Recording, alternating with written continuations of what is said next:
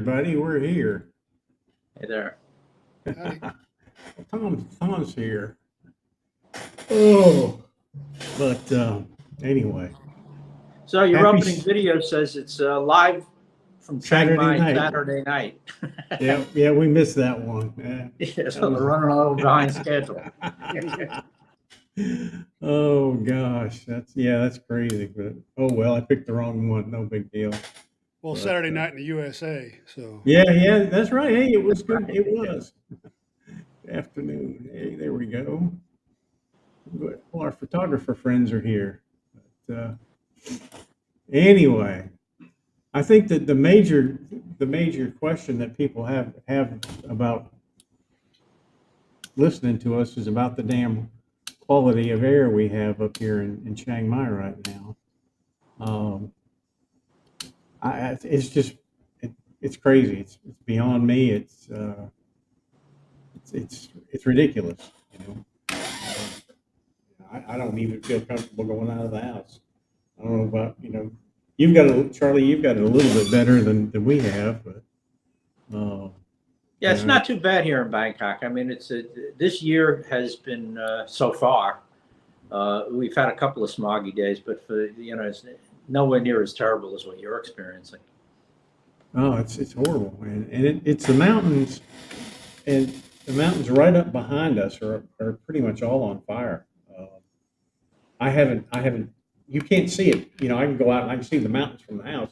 I can't see the mountains. I mean, I just see a wall of smoke. But it's the same place where when I took you and Greenie up for coffee.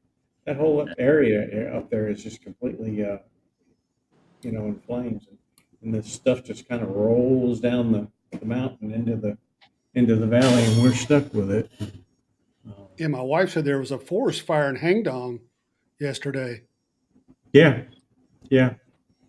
Well, that whole area back there is considered Hangdong. Had a forced. They had a firefighter die yesterday. Yeah. He he didn't make it back to safety, and they found him yesterday. It's pitiful. I don't know. I don't know what the answers are. And hey, Moldy, hey, how you doing? My advice. I'm the last person in the world to tell people not to come to Chiang Mai. But right now, if you have got if you've got reservations up here and you can change them, I would change it.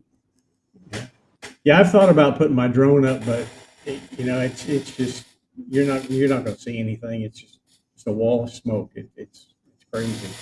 But and the bad thing about it is, and Charlie and I were just talking about it. The hospitals are filling up with patients.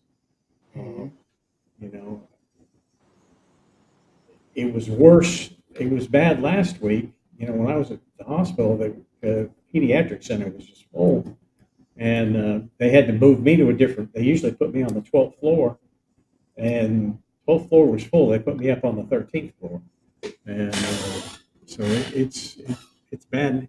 And I think it's going to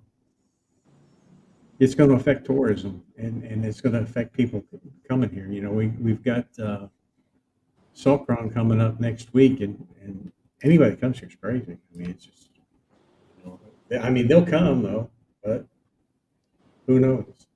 Well, everybody says that the smog will go away after Songkran because the rains will magically come, but I don't think they're going to be coming that fast.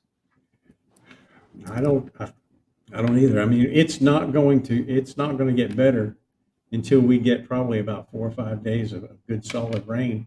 And my wife said that might be as far as May or June. Yeah. Because it's so bad. Yeah. Do you ever remember it being this bad? I mean, it gets like this every year, and people always say the same thing. Oh, it's never been this bad. Yeah, it has. It's like this every year. There was about 5 years ago. My friend Alex, he's a guy he has a place in Chiang Mai. He also has 2 apartments here in Bangkok, and he would practice yoga with me. So this is over 3 years ago, because I closed the yoga studio down, in March 2020. Mhm. And so he used to come and practice whenever he was in town. And I remember him being involved. He's a retired lawyer. He must have did pretty well because he retired young. I don't think he's 50 yet. And he has all this property and stuff. And he was a Las Vegas lawyer of some sort. I never really asked him details about what he did, but he's he has automobiles and he dresses nicely. So, the guy has some money. He's done pretty well, and he organized a whole relief effort for firefighters up there because what was it? It was when the fires were threatening some ancient lot. Yeah. So what is that? 3-4 years ago, and that was like 2018, I think. Yeah, that's about right. So it was the same situation that we have now. The place is covered in smoke. There were wildfires going on. There was and all the same conversations happen every year. And it's not just Thailand, because I've been watching this happen on a cyclical basis since I arrived in Asia, which in October, that'll be 13 years ago. And Singapore has a similar problem. It's even worse for them because they have no control over it whatsoever, because the smoke is coming from nearby Indonesia, from Java, and the palm oil plantations. And every year it's the same outrage in the headlines, and nothing gets done ever. Mhm. So I don't even, I find it's like boring to talk about. It's going to get smoky in Chiang Mai every year, and nobody's going to do anything. That's it. That's about right. Sorry. It's like, Oh, Wyoming's nice this time of year, a little cold. yeah, Arizona or something like that. Yeah, I don't know. Well, I think people got spoiled these last 3 years because of the pandemic. People just weren't burning anything then. But prior to the COVID or the pandemic, it was bad. Been bad that way, like you said, forever. And now that the pandemic is over with, people are burning again. Yeah. Simple as. I don't know. I don't know what the answer is. They say it's because of the mushrooms. Now, Yeah. I'm not 100% sure that it's all mushrooms or what the deal is, but They say it's because of what? I didn't hear. mushrooms. After that, when they burn the forest like that, then when the rainy season comes, the mushrooms, there's these expensive mushrooms that grow in the forest, and if they burn the forest, when the first rain comes, those mushrooms come up, and they get paid a good amount of money for those mushrooms, and that's supposedly why they burn the forest. That's probably one element of a much more complex, situation. Like I've said this before, this goes on from the west coast of India to the eastern end of Indonesia. An area of Southeast Asia that comprises about 3 billion people. And they burn crops. Certainly, crop burning is a big part of it. To clear the fields for the next year. And that's what they always talk about, is the tradition of crop burning, which is part of it. But the truth is, they burn anything they don't want. I mean, there are places in the Philippines that I was just in January, and they have no trash collection. I mean, a reasonably large city, Dumaguete, and they don't have any trash collection. So what are people going to do with that? They litter a lot. It's thrown all over. It's thrown all over the countryside, but they burn it. And the same thing happens all over that region. This very significant portion of the world sets stuff on fire every year when it stops raining. So is that a solvable problem? Yeah, it is. I mean, it's a big issue, but it would take the Asian countries to make a coordinated effort at re-education, spending some money on equipment to prompt the farmers to use equipment rather than burning.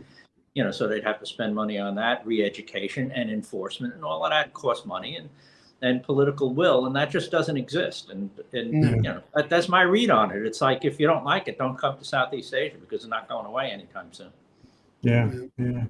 He said, for the farmers, what's the alternative to burning the crops? Well, what they could do is they could till the soil and till it. till it and turn it over and And actually, that's a better fertilizer than than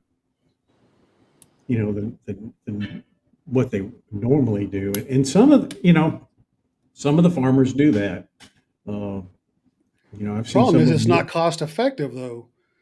Yeah, Those machines cost a lot of money to till the ground with. So what a lot of farmers do is they go into a co-op, and like half a dozen farmers will rent a guy that has a tiller to do their lands. But each farmer cannot buy their own tiller. It's not cost effective, and burning mhm, is cost effective. All it yeah, takes is a little bit of gasoline. yeah. So there's several reasons for burning: burning to harvest, burning after harvest, mushrooms, burning for illegal logging. Yeah, that's part of it. Uh, hey there, buddy. How you doing? Oh, let's see what well, from Maple Ridge, British Columbia, air quality is 2. Chiang Mai, 262. What a difference. Well, it's probably higher than 262. It's probably a lot higher. It just depends on where you get the measurement from. But, it's just, the air, it's just not fit to breathe here. And we'll see what You happens. I'm know, really curious to see what happens next week. is there any? I mean, I know that people like to play the blame game and blame other countries for the problem. I don't want to get into names, but there should be a solution where it should be an extreme punishment to make people think twice about doing it. That's just my feelings.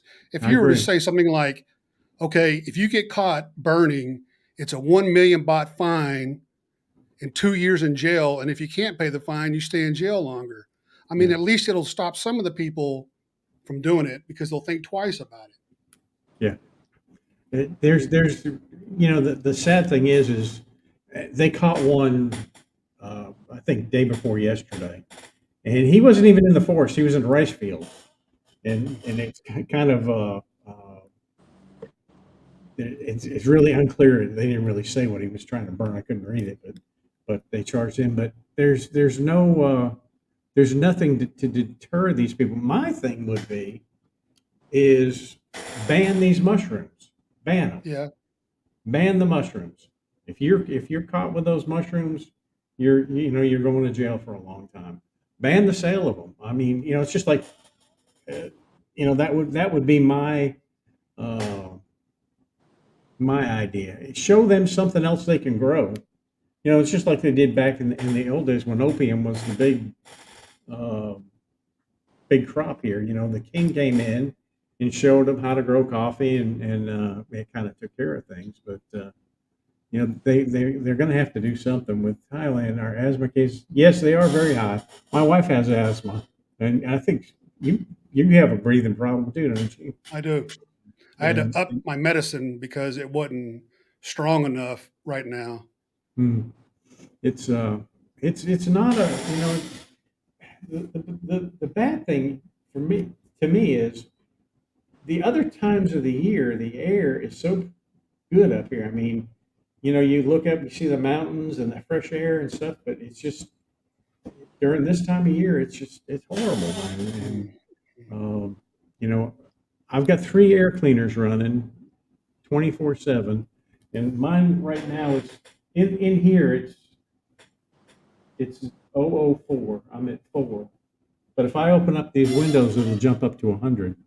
So it's just it's crazy. I was reading a good mushroom picker can pick 1 million baht per season. Yep. Uh, yeah, Yeah.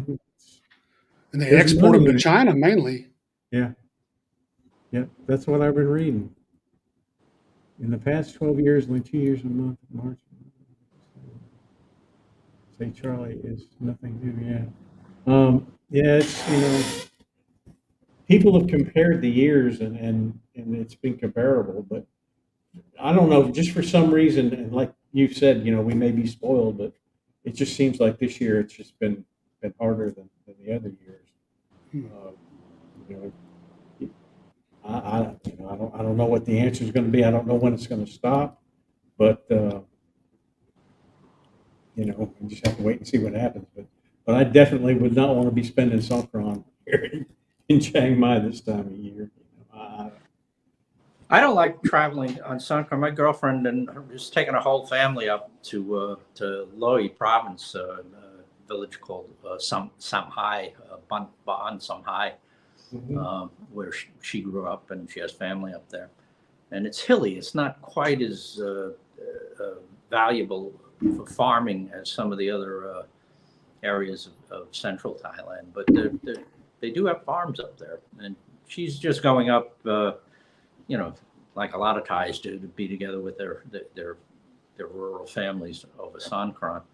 And she's like, "Oh, come on," unless she wants me to go. I refuse to travel during Songkran because it's like, the roads are jammed. I mean, everybody is out going to visit their rural families, Yeah. And actually, Bangkok is kind of nice. It's like everybody goes away and it's not as crowded. And I like it. No, you go. Well, I'll take you to Patio when you get back. It's because we have a nice little townhouse down there that we rent once in a while for, accommodates all the kids and stuff. But I hate traveling during the holidays here, just because everybody else is traveling. Yeah, you can't get anywhere. And this time of year up there, like in the smoke, and it's hot. It's not quite as smoky in Loi where she is. It isn't Chiang Mai seems to be the worst. I guess it's in a valley. It's in between two mountain ranges or something. So it traps the smoke somehow, makes it even worse. But Loi is. I've been up there once in the summertime, and it was really hot. It was like 40 degrees, which is about 104, 105 degrees at one point while I was up there. And I'm like, that's crazy. That's right. It's like, I stay down here. I saw some pictures of that. Yeah, you're out in the village. It's there's some really beautiful countryside up there. These craggy hills that I'd love to go hiking through, but the last time I was there was just too damn hot to do it. So what I need to do is go in probably December. Take a hike. On the winter months you can go, yeah. Take a hike in the woods up there. It'll still be, warm during the day, but you went looking for wild elephants, didn't you? On one time you were out there, I saw one of your videos. Yeah, that was in Khao Yai National Park. That's closer. That's about a 2-hour drive north of Bangkok. It's a lot closer. And it's a national park, so it's heavily, the pathways are heavily traveled, and it's kind of easy to get around there. That's a whole different ball game. But there is a herd of wild elephants in Khao Yai National Park, and somebody captured a magnificent photograph just recently of this big bull elephant that popped out of the woods there, and somebody snapped a picture of it. And it was like really impressive. And that's what I'd like to see. I want to see an elephant in the wild. I know you can see them elsewhere, but they're, in captivity. I want to see a wild elephant. And I'd love to, there was even a name, the people that manage the park know all the elephants. I guess there's about 40 of them. So they know who they are and where they go and that kind of thing. But I don't know. I just find that, it's kind of a dichotomy. Here you have, Chiang Mai that's covered in smoke, this ecological disaster, but yet they have other parts of the country where you have this beautiful national park with mountains and wildlife that include elephants. I mean, that's pretty impressive. So speaking of air pollution, the last interview you did, who released the gas? I don't know what he means by that. Maybe you do, Spencer. I don't. Yeah, I'm just going to blame gas for that. Oh, Lord. I heard a foreigner committed suicide recently in Thailand after a Thai woman scammed him out of his money. Why does this continue to affect foreign? I haven't heard of that, but I'm not saying it hasn't happened. I haven't really been I haven't been searching for stories to talk about, so I might have missed it. Have either of you guys heard about that? My favorite suicide story, I think it happens kind of frequently, is you have these kind of naive Western guys from Europe and America and Australia. They come and they're not that sophisticated when it comes to their relationships with women. Some of them are guys that probably never did that well with women back in their own country and for whatever reason. And then they come here and all of a sudden they get the attention of these beautiful Thai women or Filipino or wherever it is that they go. Yeah. Younger ones. Yeah, yeah, young, slim, good-looking women Yeah. who are good at being young, slim, and good-looking women, Yeah. and they steal these guys' hearts, and then when it goes south, when it doesn't work out, they're really upset by it. So there are suicides for that thing. And my favorite story is of an Italian guy. Now, I'm kind of irreverent. I'm into like black humor. We used to tell stories like this, so I hope I don't offend anybody, but here you go. The Italian guy came here, went to Patia, fell in love with a bar girl, right? And which is never a good idea. and and something happened with that. It broke up. Well, he comes back here to Bangkok, and there's a shopping mall here. Everybody in Thailand knows of it, Terminal 21, and it has this gigantic 8, 9, 10-story atrium, this big open space inside the mall. There's a 5-story escalator, this impressive escalator that goes all the way up to the 5th floor from the 1st floor. Maybe the 6th floor. I don't know. It's a big, long escalator. And then you can go up 2 or 3 more floors. And he looked over it, and that's where he decided to check out, right? So he goes up to the top of this atrium, and he jumps off, and whoosh. Well, down on the ground floor, there's this big wide open space in the ground floor that I guess they rent out to itinerant merchants. And whoever was renting that space out had a display of the solar system, of the planets of the solar system in big decals on the floor. Well, the heartbroken Italian who decided to end it all landed on Venus. And I always thought that there was an ironic amusement in that. What really impressed me is how quickly they cover it up. I mean, they know that it's not the first time that it's happened there, and the people in the maintenance people, whoever, the people that work for Terminal 21 had a little tent to cover the guy up, and it was like it never happened. Within 5 minutes, it was the scene was covered up and shopping went on as normal. Yeah. But here's the thing: if you have that propensity, don't do it. It's like, I'll take you to a place where I could set you up with somebody just as nice. They're easily replaceable. It's in a day or two you'll be over it with the new one. I just out of curiosity, I just Googled it. What he mentioned there, and there's been several that have done that. It's not the way to go, that's for sure. But there's less painful solutions. yeah. I mean, the thing about it is number one, don't put yourself in a position where where you can be taken like that. And if you do, there are other solutions to the problem, but I think guys that do that get so upset that they want to end it all. My guess is, I don't have any data to back this up, but my guess is it's more emotional than financial. I think it's more the heartbreak. Maybe, I don't know.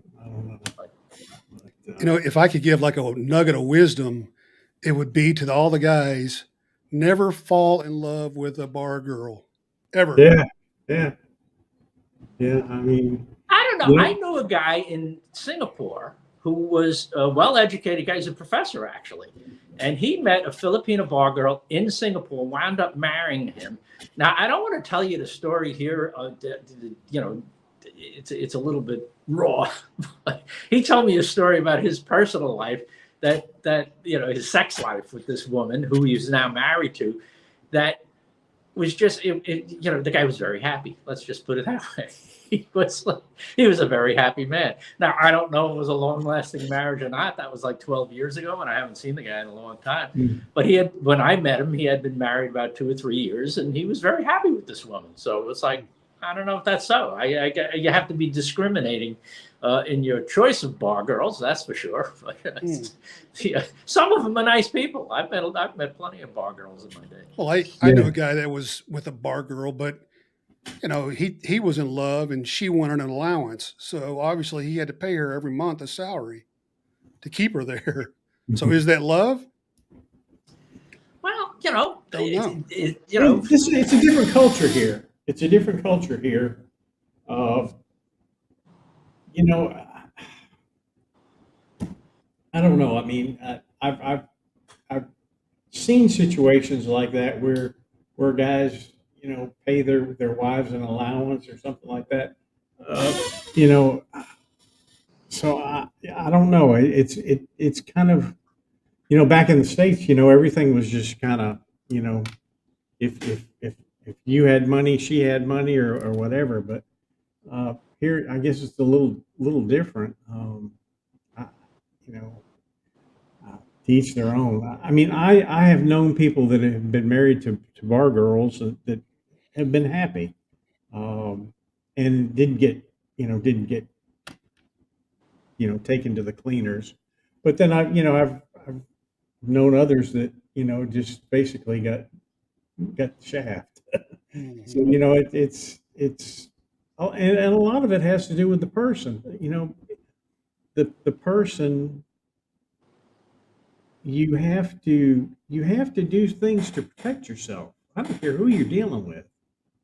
I mean, you have to do things to protect yourself, and a lot of these people just didn't protect themselves at all, and got screwed, and uh, didn't get a trophy. It said, ever hear about the elephant sanctuary story? Bar girl brokered sale of it to an English guy, but she pocketed the money. No, I haven't heard that one. Uh, but it wouldn't surprise me. I mean, I'm there's guys that have bought, you know, buffaloes, they've bought houses, they've bought land, and all kinds of shit. But I've never heard one about an elephant sanctuary story. That might be a good one. But Actually, I did hear about that story. okay, well, let's hear about it. But I have I don't know any more details than that. That there was a guy who no. wanted to buy an elephant, and the bar girl tried, acted as a go-between, and absconded with the money. Hey, buyer beware of anything, anywhere. Yeah, yeah. The thing with romantic relationships, it's my belief that there's always some kind of a quid pro quo going on. It's like it's here. It's a little bit more. A man of means has access to women here, and that's kind of an Asian thing. Hmm. You've heard of the Forbidden City in China. Mhm. Well, the reason it was forbidden is because it was the emperor is where the emperor kept his concubines, his mistresses, and the guy who built the Forbidden City, uh, forget his name, the Yongle emperor, had over 400 concubines. I mean, my reaction to that is 400. Really? That's a little excessive. That's like, what would you do with 400 of them? I mean, two or three would be Wow. nice, but Yeah. yes. Yeah, imagine them But all that being was on the culture. PMS at the same time. That's right. That's the cultural standard in China up until 1939. I mean, there's a piece of literature, The Good Earth, where at the end of the story, this farmer is prosperous enough to have one concubine, which his wife was unhappy with, but he had it anyway. And it's so if that's the model, the cultural model, and I'm talking about China, but it's all, China is the cultural elephant on the Mhm. table in Asia, and in Vietnam and here in Thailand, that model of cultural behavior is still existent, in a much different form here in the culture, in that a man of means, can have women. Now, concubines and mistresses, the Thai king has an official second wife now. He reintroduced polygamy, which the women are very unhappy about. They don't stand up for the national anthem in the theater anymore. We won't go there. But he has, that's his official pictures, the queen and whatever they call that second woman, she's always there now. And which I find amusing is they never mention her when they show the picture. I thought just by not talking about her, she's going to go away, I suppose. But and we know stories of him having more than that in Germany, but let's not get into it here. The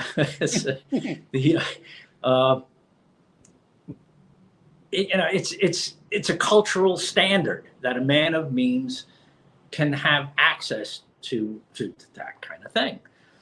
Now, what a sophisticated woman here in Bangkok would not even admit that something like polygamy goes on.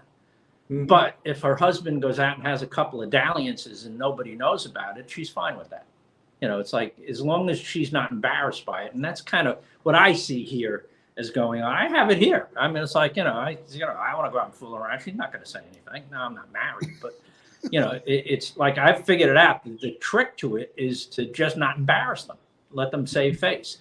It's like as long as she can put up a happy-looking family on Facebook for all her friends and family to see, then then she's happy with that. If I'm off in the Philippines for a month doing whatever I do, she doesn't ask any questions. In China, they're called turtles. The truth is, I don't fool around. I'm 73. It's not that freaking important to me anymore. But it's like, if I wanted to, it's I could. It's as long as I didn't, as I was discreet.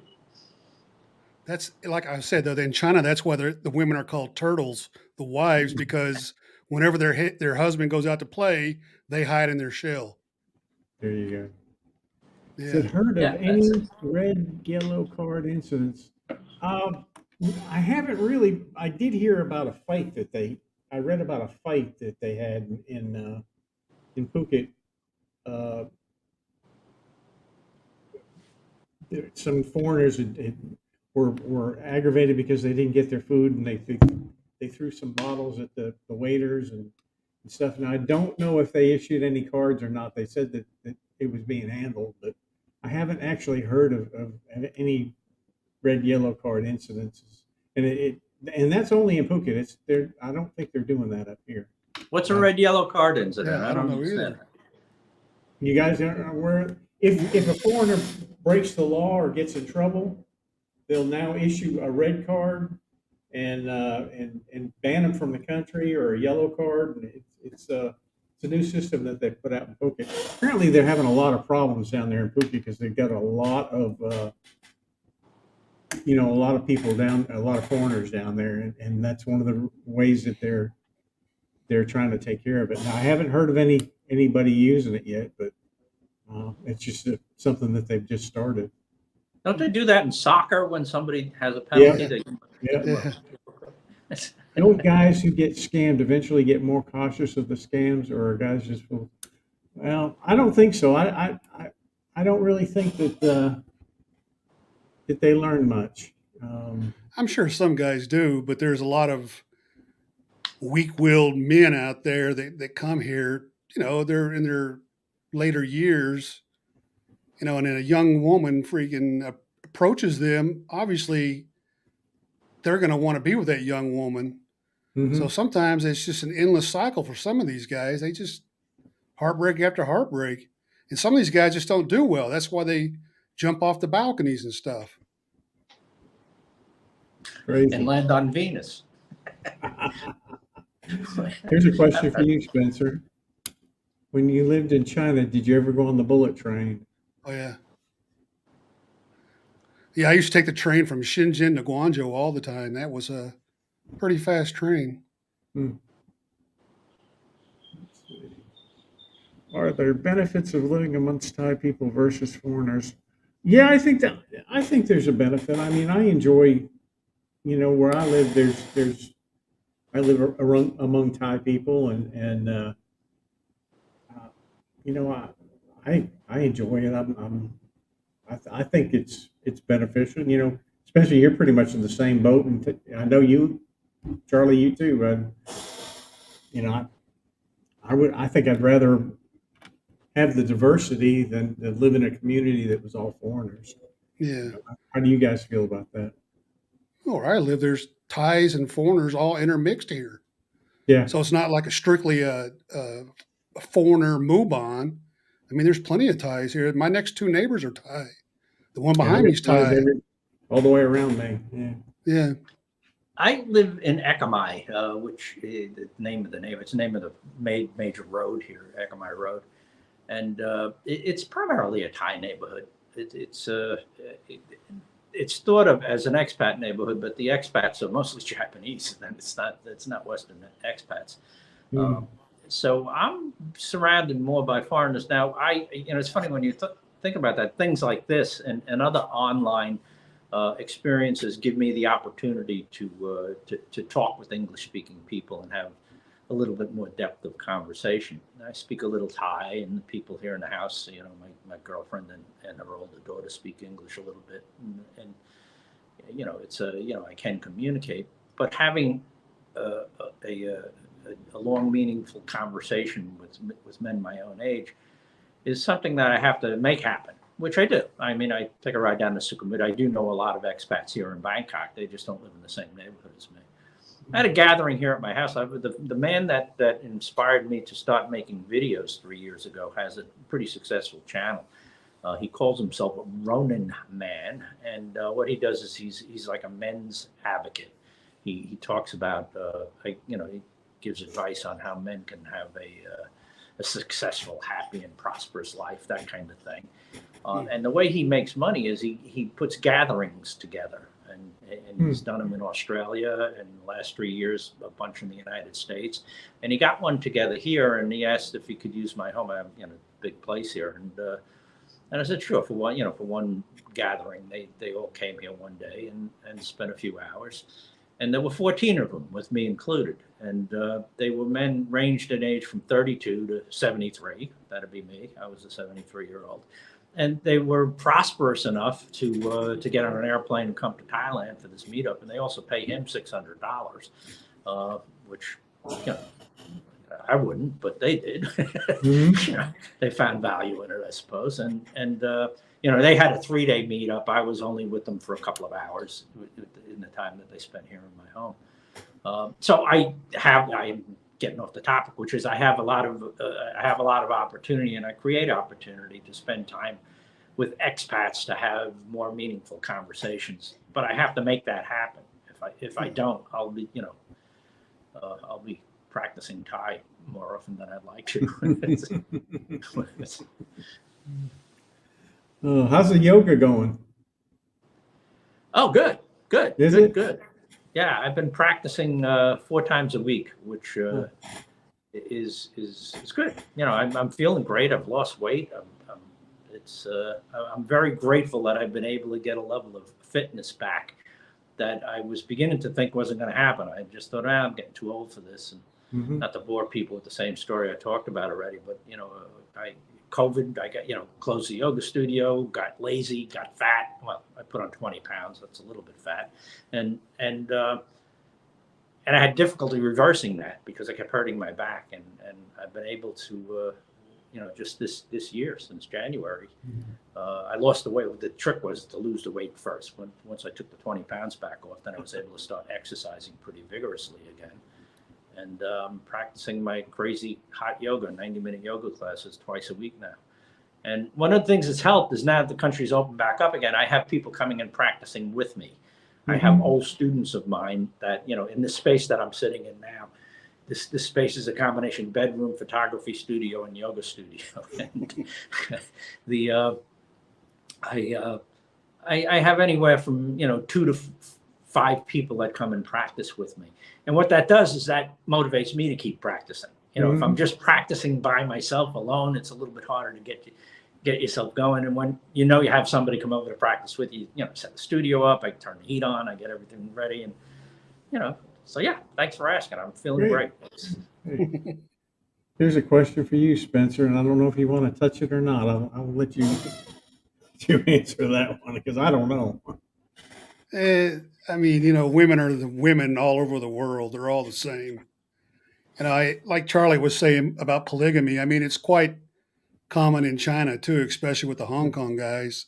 They go to mainland China, they'll have a wife in Hong Kong to keep their status up, but they'll have a lover in, mainland China that they provide for. They'll give them a condo, a kid, whatever, and pay for their life.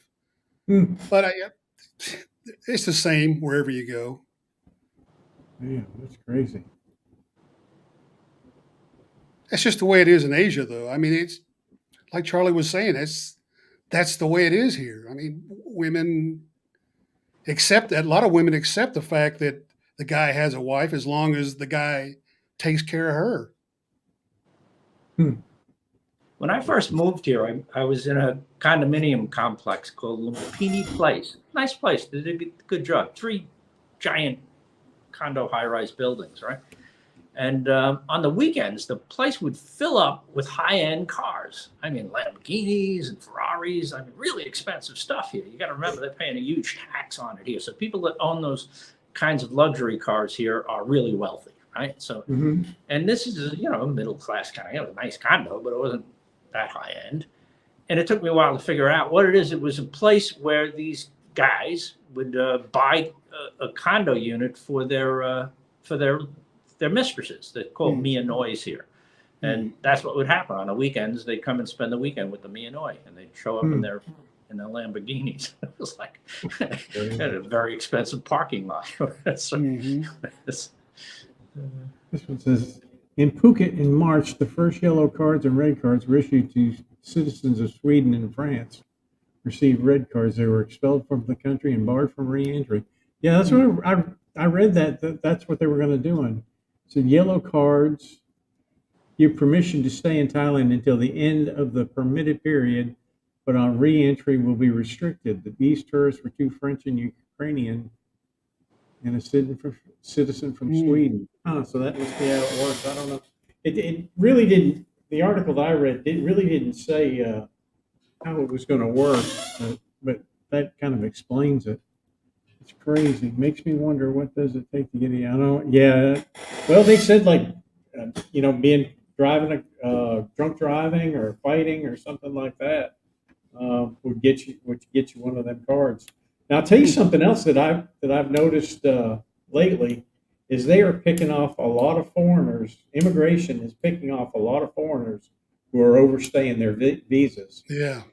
They got one up here just a couple days ago that was just 3 days over, and they locked them up. So, if you're thinking about stretching your visa, don't do it, because they'll come snatch you up, and it's not pleasant. What's that? No helmet equals a yellow? That's interesting. Wow. They ought to do that up here. They'd be. That's pretty strict. Yeah, up here it's 200 baht. Yeah. like it's not. $6. It's not enforced here. I mean, it's you have to go through a checkpoint or something like that before they'll mess with you. You could pass a cop on a motorcycle wearing no helmet, and they don't care. But if you go through the checkpoint, you're going to get it.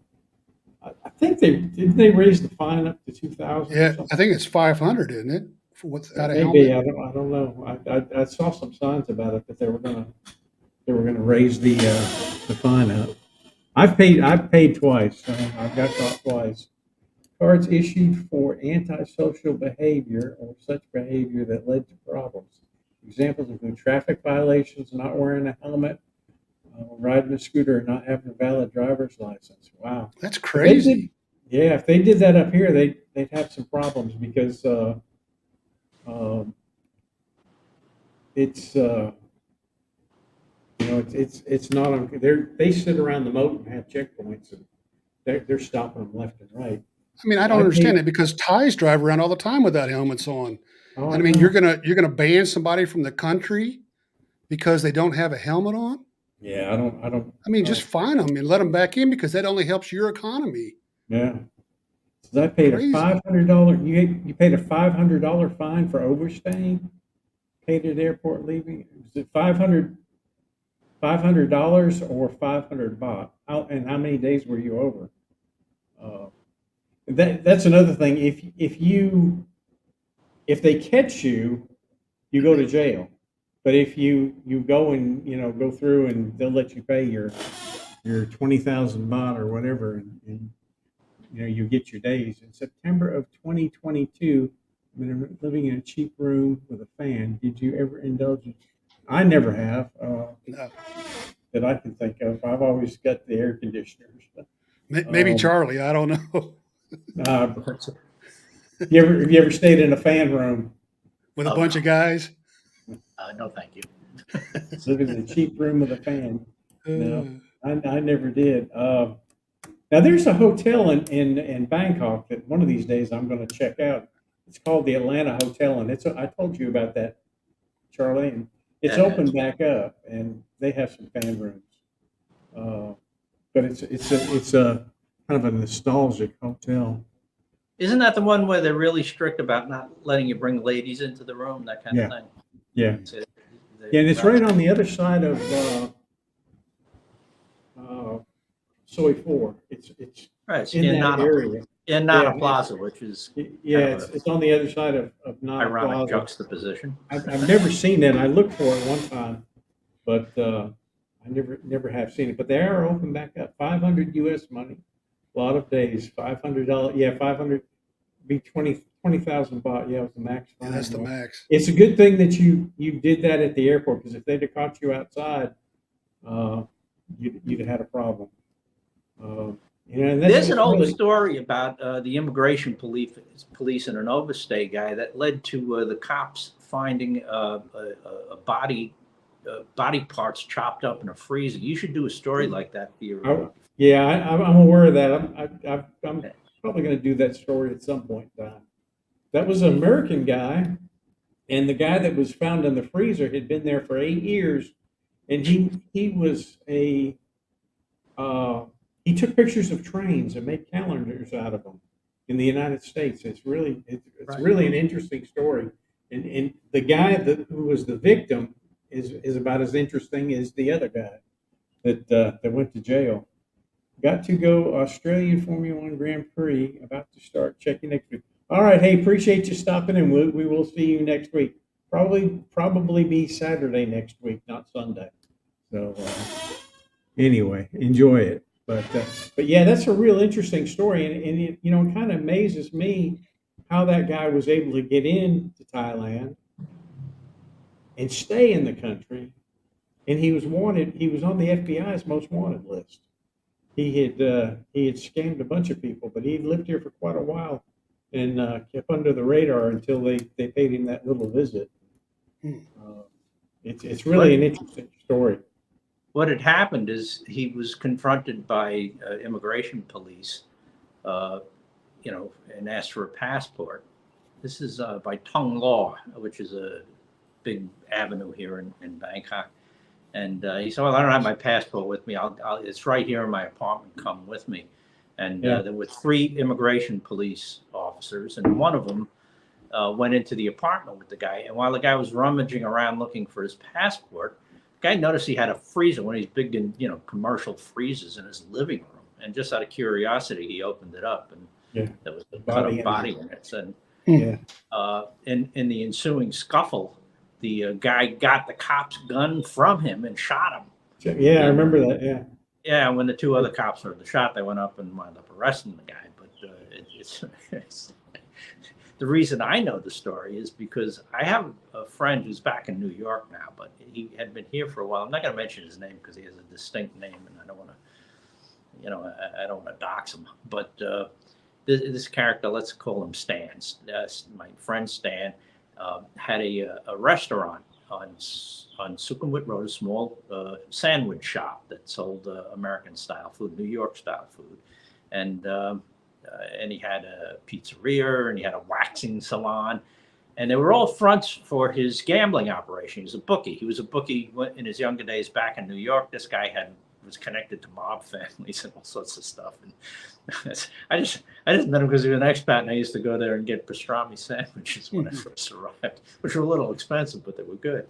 And what happened, I was talking to the guy, and I'm such a dummy. I'm sitting in this restaurant, and it was always the same guys in the restaurant, these older guys, and they're always the same ones. I never took note of that. And there were several monitors with sports channels on them, like 4 or 5 big expensive monitors, and I never put it together.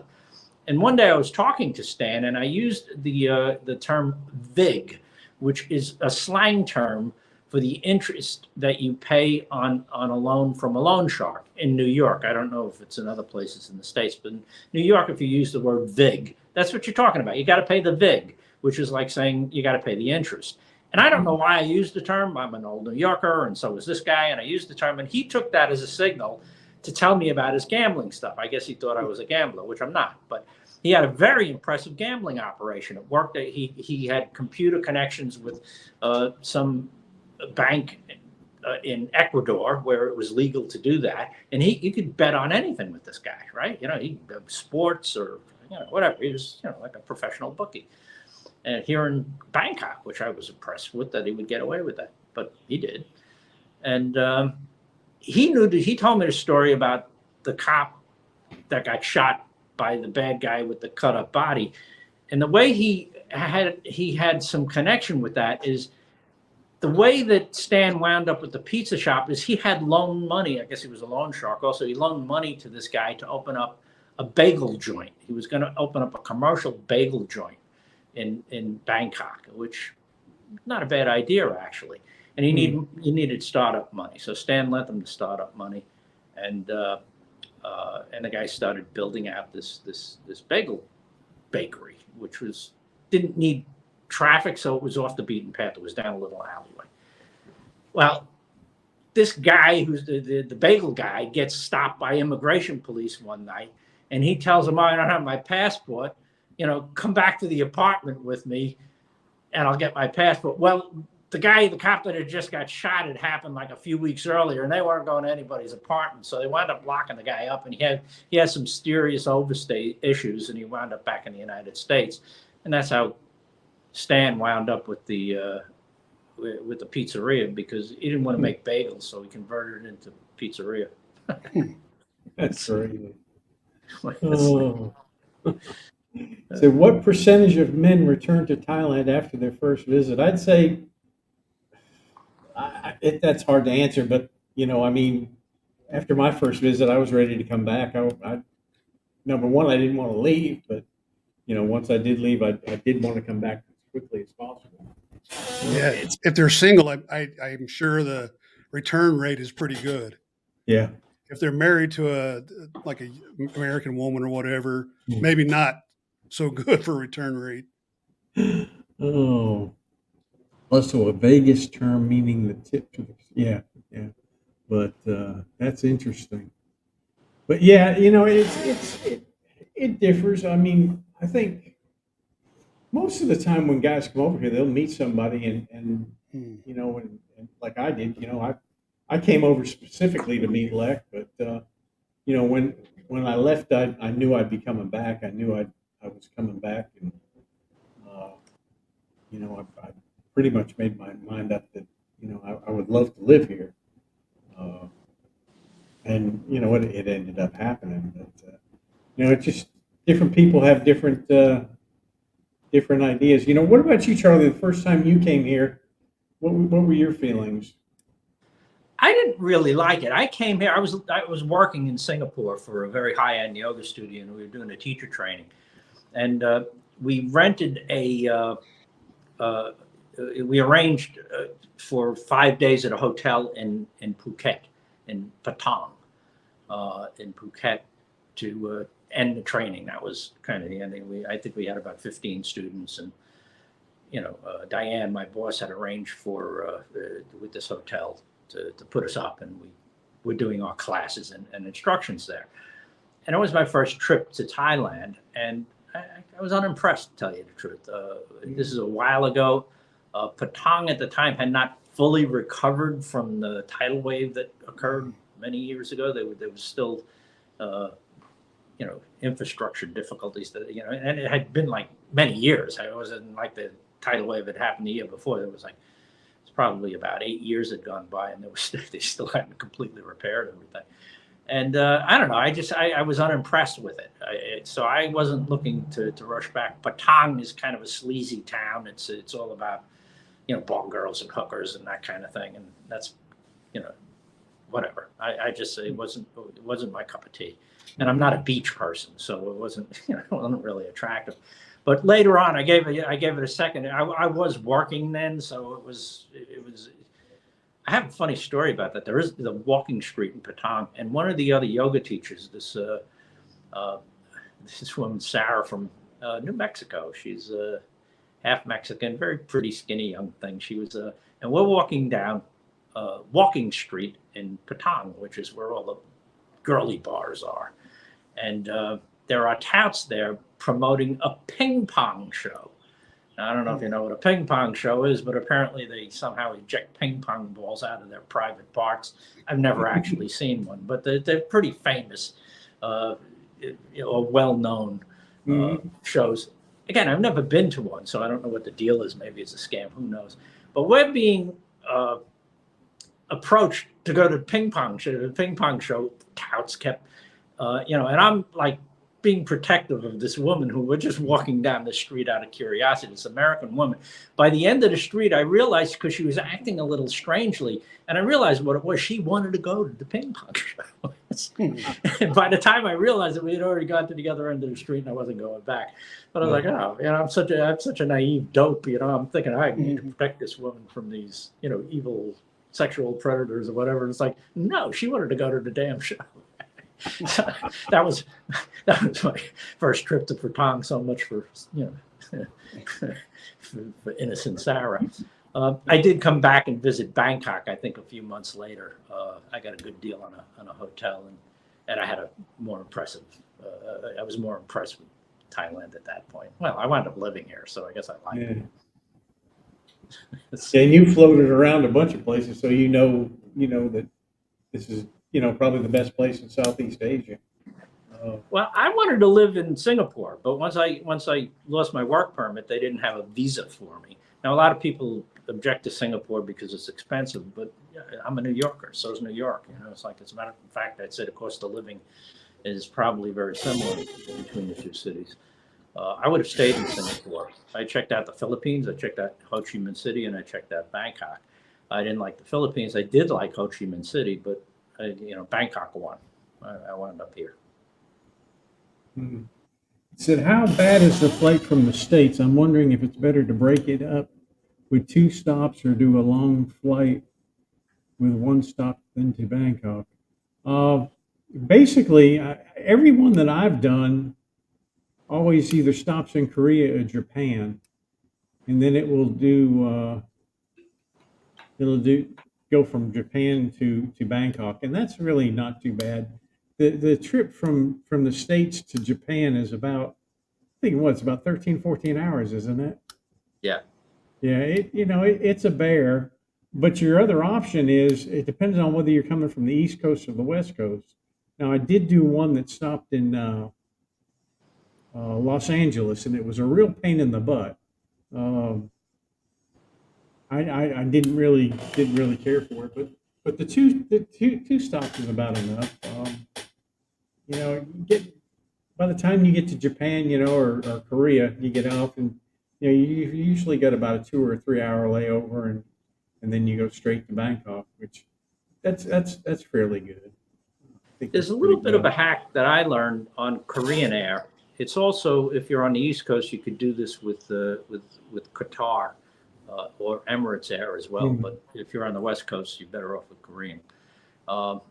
You can take Korean from New York as well. And Korean, you can get a schedule with Korean Air where you have a 7 or 8 hour layover in Incheon Airport.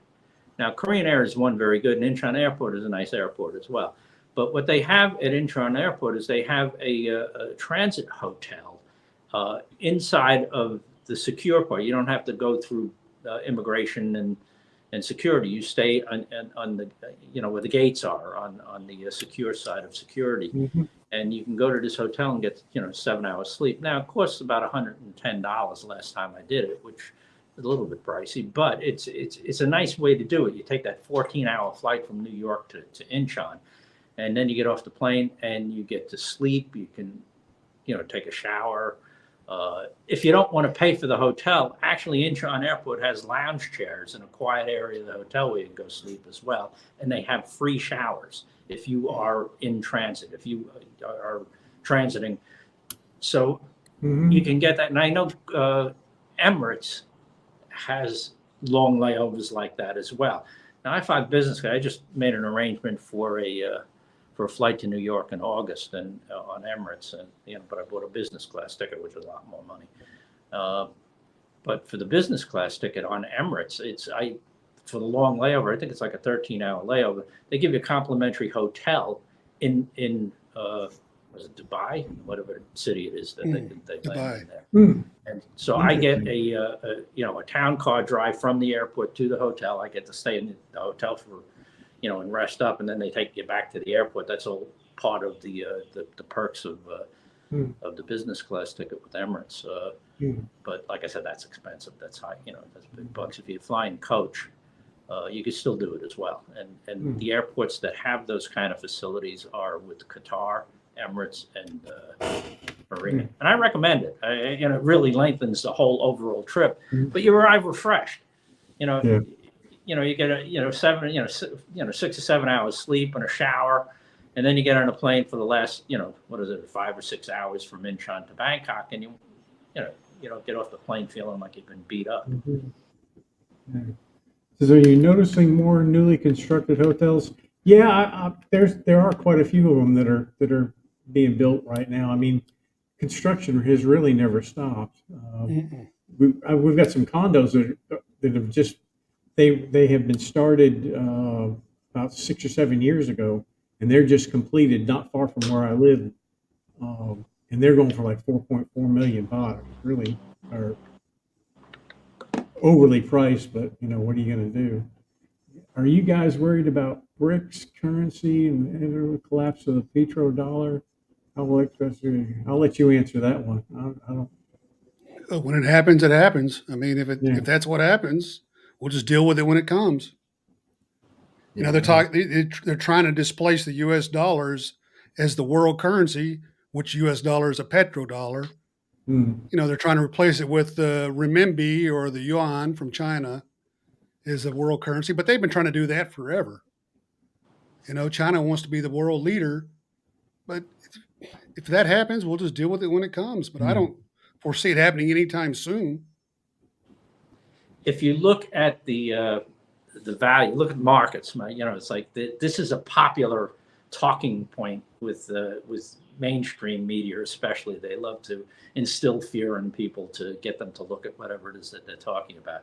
So you hear them talking about BRICS and making the renminbi the world currency and that kind of thing. And while I'm sure the Chinese might like to do that, the Chinese currency on the list of the top 10 currencies in the world, the Chinese currency is number 8.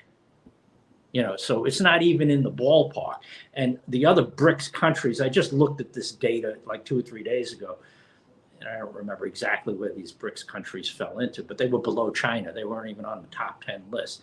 The US dollar, in terms of how much there is of it around the world, is like hundreds of times more than these BRICS and Chinese currencies. And the Chinese currency is very unstable and it's highly manipulated. I mean, all countries try to play with the value of the currency now and again, but China is famous for it. I mean, they hide statistics, they pump money into it, and they're now taking a beating on this Belt and Road initiative. A lot of these countries that they did this Belt and Road initiative with are defaulting on the loans that they gave them. So, I don't think there's any chance of that happening, certainly in my lifetime. It's not something I'd lose any sleep over. And the answer to those questions is not to go looking at research papers or news stories. Look at the markets. Look at the value of these currencies and how stable they are and where they are in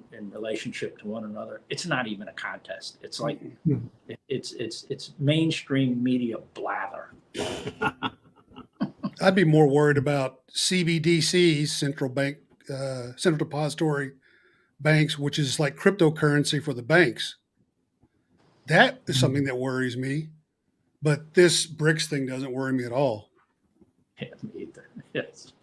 It just burns me out because I receive $1,700 monthly, and I was living in Florida with that amount. We're $1,700. You can live here fairly decent on $1,700, based on how it is right now. Now, if it ever changes, it might be a little bit different. But one person, depending on your lifestyle, $1,700 a month it's not. It's doable. I mean, you're not going to live a lavish lifestyle or anything like that,